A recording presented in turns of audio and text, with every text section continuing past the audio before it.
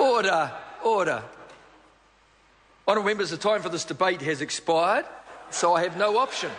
But to call on members' order of the day number 1. Conservation Natural Heritage Protection Bill, third reading. Mr Speaker. I call the honourable member Jackie Dean. Thank you, Mr Speaker. I move that the Conservation Natural Heritage Protection Bill be now read a third time. Mr Speaker, at the second reading of this bill, I noted that my electorate includes the vast Mackenzie Basin, our awe-inspiring Southern Alps and a very special coastline. Not only do good people live, work and play in my electorate, some very interesting, diverse and rare creatures and plants live in these special places too. And I'd like to think that this bill will make their lives a bit more secure. The bill will help the places by creating, for the first time, equal legal protection for all classes of public conservation land. The maximum penalties for offending on any public conservation land will be the same. The existing legislation provides inconsistent penalties. The same action could have resulted in a maximum of $500 fine or a 1-month imprisonment if it happened on a reserve, a $2,500 or 3 months if in a national park, or $10,000 or 12 months if the offending took place in a conservation area. This inconsistent situation is a pure accident of history. Each act reflects the norms of the penalties at the time it was enacted, rather than the values that are protected on that land today. This bill remedies this situation. National parks and national reserves will still be the jewels in our crown as some of our most precious places, and sentences will be better able to take into account both the status of the land where the offending occurs and also the natural heritage values that exist on that land. This will result in fair and effective sentences. The bill will help the creatures and the plants by creating, again for the first time, increased legal protection of all natural resources and wildlife and the places they need to be able to survive. The penalties contained in this bill are, in many cases, significant increases on the existing penalties. Penalties for offending against marine mammals will now be similar to the penalties provided for in the Fisheries Act or the Animal Welfare Act. And I want to acknowledge and thank Marianne Street for her work in bringing this clause into the bill. We have set penalties for commercially motivated offending against wildlife at a high enough level to deter smugglers from stealing our precious plants and creatures. It will no longer be a lucrative proposition, given that they could face up to 5 years imprisonment and pay significant fines. This bill will also help my constituents by supporting Brand New Zealand. Our way of life, our national identity and our tourism industry are built on our natural heritage.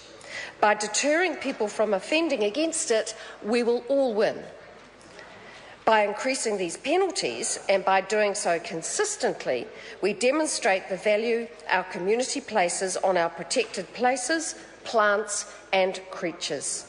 This bill raises fines, but more importantly, it raises the mana of the values that will be protected by it. We treasure our natural heritage, and this bill will help protect it better. The Department of Conservation works closely with the tourism industry, an industry that depends largely on our conservation land and values. DOC has worked hard to respond to industry needs for greater efficiency and consistency, and I do hear reports that this work is paying off. My colleague, the Minister of Conservation, wants to ensure that the interests of legitimate operators are protected and not undermined by cowboy operators. He hears from the industry that they want greater monitoring and more consistent consequences for those who are not playing fair. People who make a buck by making money out of the public conservation lands without authority undermine legitimate industry. We want a clean, prosperous industry. We want people to be out enjoying the outdoors. We do not want dodgy deals, overcrowding and competition from those who don't play fair. Through my electorate role, I have become aware of how highly valued some of our endemic, rare and endangered species are on the international collectors market. Our orchids and our geckos can fetch amazingly high prices. Smuggling of these items is highly sophisticated. It is difficult to detect, apprehend or prosecute, and of course it is highly lucrative.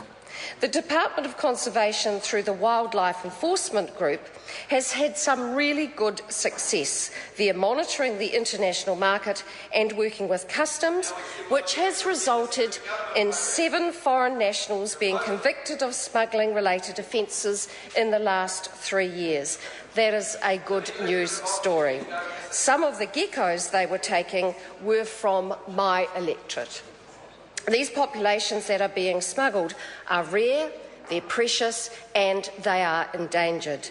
They cannot sustain this selfish, unlawful, commercially motivated predation. Previously, it was unlawful to take these animals from New Zealand, but little action was taken outside of New Zealand to prevent their sale on the international market. The increased Wildlife Act penalties created through this bill respond to the calls of District Court judges to provide a meaningful deterrence for this behaviour.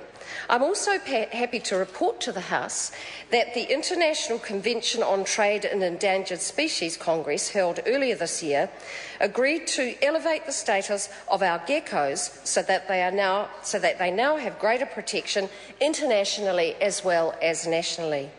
European and other authorities are now likely to take stronger action against the sale of smuggled geckos on the international black market. And while the effects of stronger fines or prison sentences in themselves may be arguable in terms of their rehabilitative effect, there is some evidence that they do serve for effective deterrence and punitive purposes. I see these new high penalties as being the fence at the top of the cliff, rather than relying on ambulances. I want to deter offending, preventing it from happening, rather than being left to pick up the pieces afterwards. And these penalties will assist in that goal. As raised by submitters, waving the big stick of higher penalties is only one tool in the mix of methods that is required to effectively protect our special places and our special species. Prosecution is only one tool in the compliance box. DOC work hard on educating and encouraging compliance and would much prefer their work to prevent offending occurring rather than have to prosecute.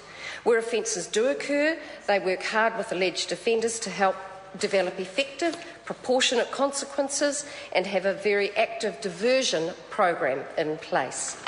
At times, taking the matter to court will be the most proportionate and effective consequence, and I am all for that.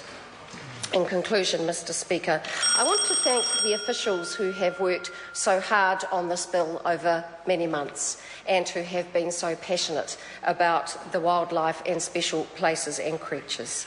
I want to give my thanks again to my colleagues on the Local Government and Environment Committee who willingly applied their minds and provided useful insights to enhance the bill. And again, I want to thank the Honourable Marianne Street for her contribution to the clause which includes marine mammals.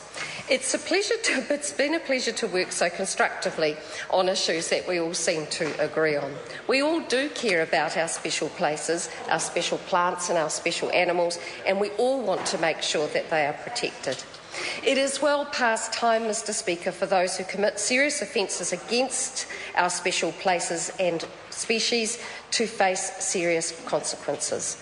The increased penalties that this bill creates will deter potential offenders and will increase protection of our natural heritage, and I commend the bill to the House. The question is that the motion be agreed to.